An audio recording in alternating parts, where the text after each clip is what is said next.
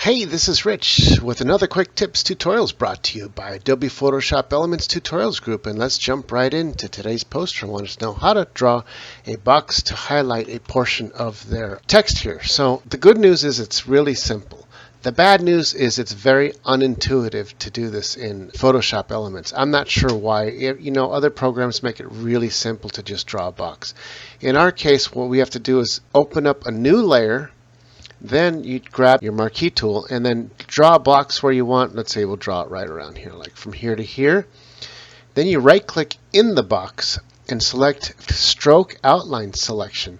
Now the bad part about it is that it doesn't show you an example of how big you're doing the outline of the box. So I'm just going to take a guess and do 5 pixels here. Color black.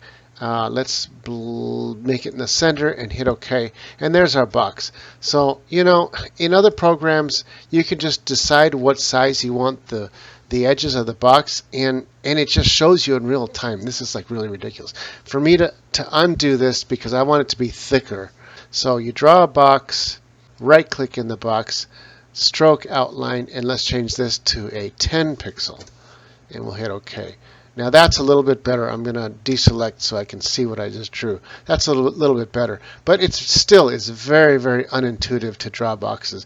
And if you want to try something really tricky, I would duplicate that box, take our paint bucket, and paint the rest of it black. Then all you have to do is take the opacity and bring the opacity down or up to where you like it. And let's do it somewhere, I don't know, let's say about there at 65%. And there we go. We have ourselves a nice box that's highlighted and everything else is grayed out. Well, that's it for this tutorial. This is Rich calling it quits, saying over and out.